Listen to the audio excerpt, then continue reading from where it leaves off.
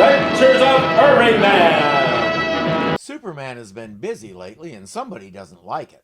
3 attempts we have made, and 3 times our plans have been ruined by this Superman.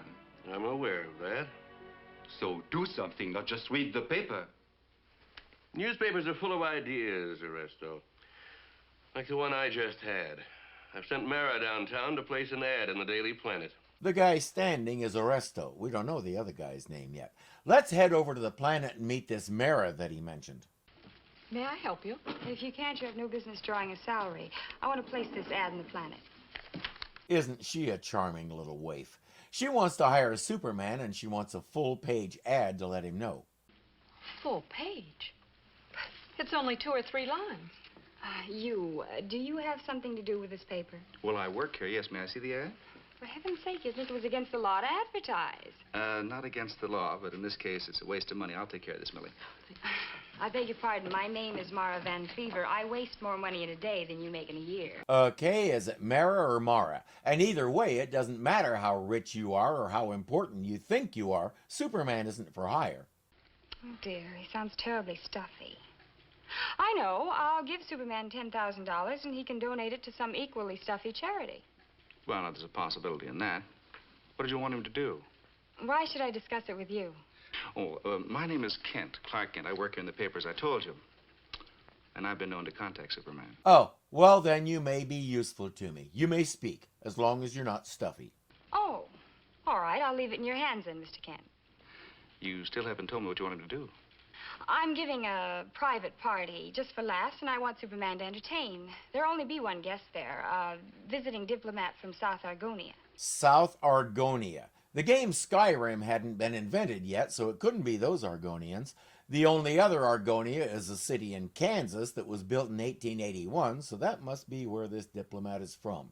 See, South Argonia split from regular Argonia in 1922 and formed their own little country, hence the need for an ambassador to the U.S. It's all very basic, nothing complicated here.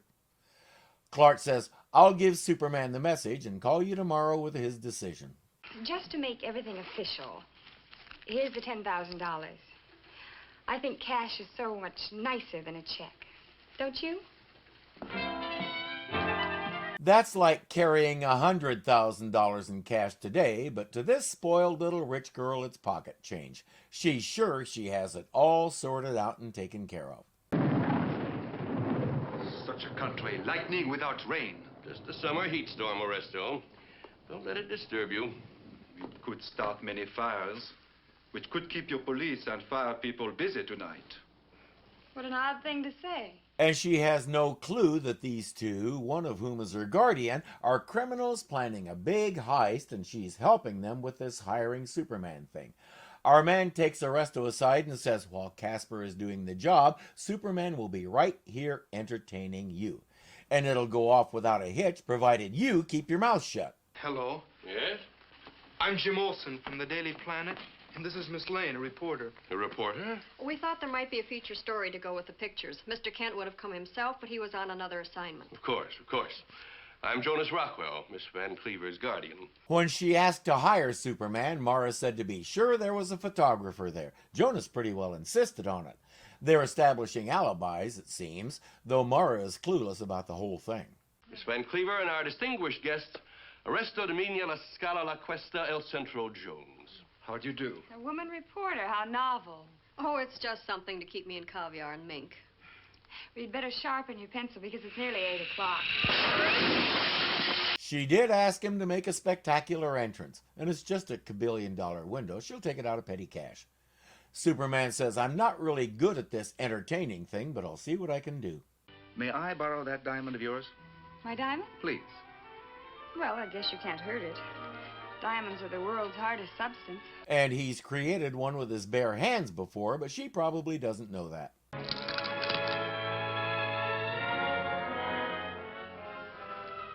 That stone was worth a fortune. He has ruined it. I don't mind paying for entertainment, but really, Superman. Your diamond isn't destroyed.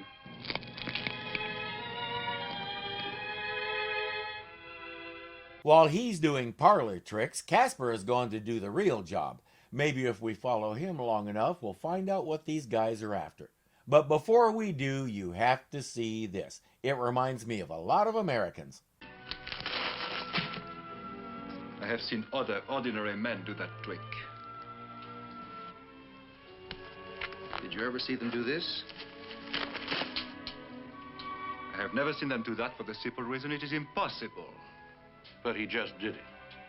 It is still impossible.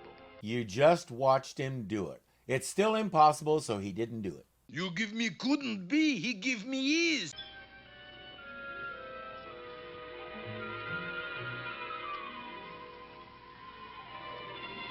There's no way to tell what that was, so we still don't know what they're after. But we do know they got it.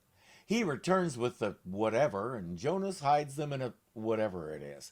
He then asks Jimmy to take a group shot of them. Got it. Maybe I should take another for good measure. No, never mind, young man. I've just had another excellent idea. Do you mind if I take this? Thank you. No, go ahead. It's on the planet.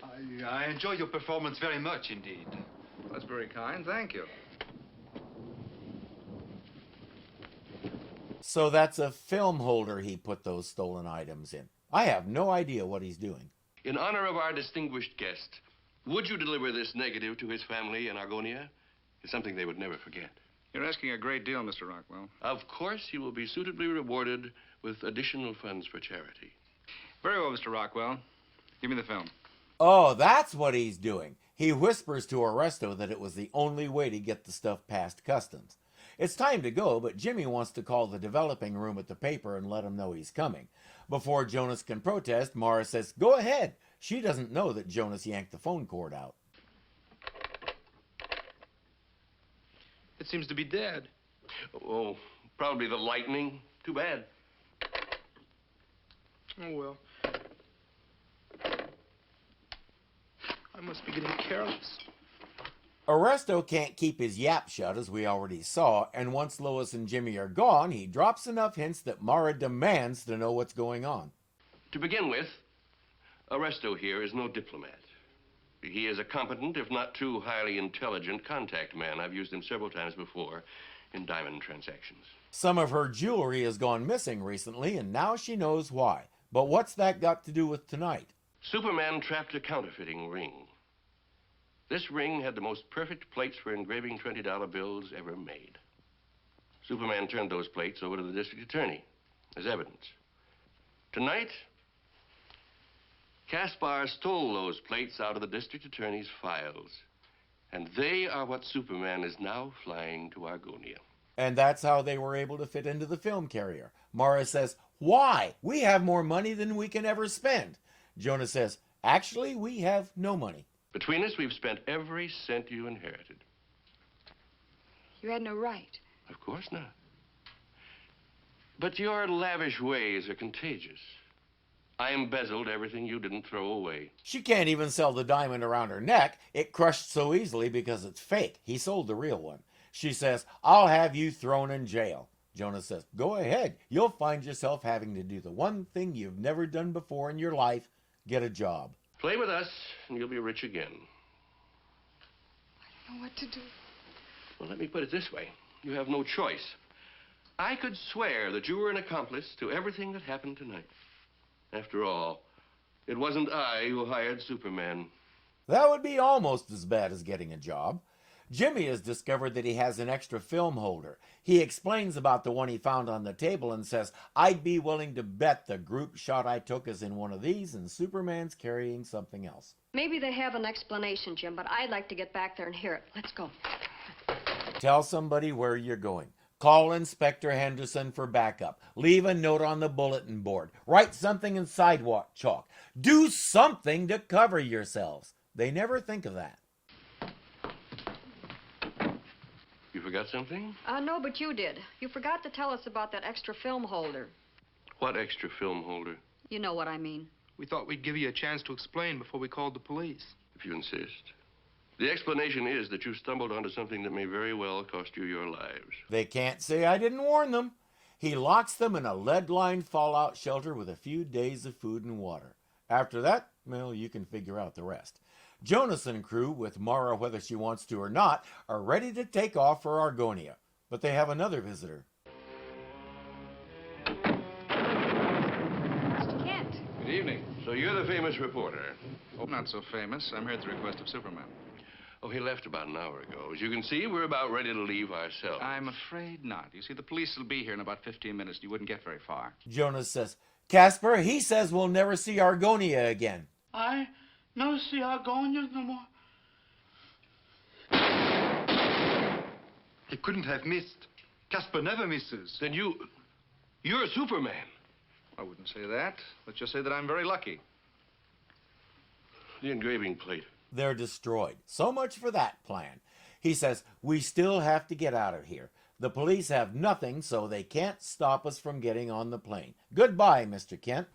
Mara tries to slip him a note telling him where Lois and Jimmy are, but Jonas catches her. Really, Mara, that wasn't very clever. Mr. Kent, now that you know where your friends are, I couldn't possibly let you go. It would mean 2 more witnesses on your side. As for you, my dear, since you're so interested in the others, perhaps you better join them. So what tipped off Superman? Well, when Superman did the diamond trick, he knew it must be fake because it broke so easily.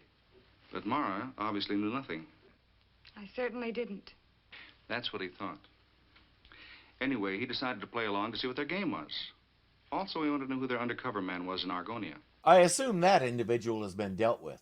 Jimmy's looking around. All the comforts of home. Radio, water enough to last a month, a stove, a first aid kit. Did I say a radio? Clark, if it would only work. Who would we call? Well, if we can get in the police van, we can call Inspector Henderson. Unfortunately, the battery's dead. But they have a big antenna outside with a wire leading in here, and they have a lightning storm going on. If we can put the two together... I want you all to go in this next room. I have a little idea. Come on. It may be a little dangerous, and I don't want anyone else to share it. Come on. Off we go. Thank you. What's he doing? It might be dangerous, he says. Since when is he such a hero? Since he can do that and you can't. When this was over, he took up the clarinet and formed a bebop combo called Electric Clark. Nobody ever figured out the name. Calling Inspector Henderson. This is urgent. Come in, Inspector Henderson. Kent, what are you doing on the police channel? You know it's illegal. Clark explained the dilemma, both their imprisonment and the escaping counterfeiters. Henderson got a big promotion out of the bust, and in gratitude, he managed to get Clark's sentence reduced to 30 days. Here are the proofs you wanted, Mr. Kent. Oh, fine. Put them right down here, will you? Mara. Mara Van Cleaver, what are you doing here? I'm your new copy girl. No, that's For wonderful. once I'm doing something on my own, you know? It's a good feeling. And it was nice to see a character grow in a way that didn't feel artificial. We could even see the turning point, and it's a very poignant one. Would you let them go if they promise not to breathe a word of this? They're people of honor, so I would accept their promise. But I'm quite sure they wouldn't give it because they are people of honor. Would you promise if within 6 months we send you $50,000? 100,000? I feel sorry for you. You still think money is the answer to everything. We cut away a little too quickly, but the expression on Mara's face when Lois said that indicates that her whole carefully crafted little world just turned to nothing.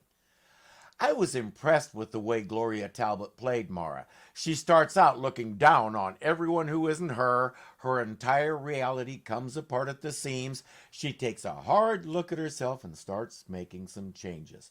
And every frame is believable. Really, the acting was very good all around. And I have a suggestion for the State Department.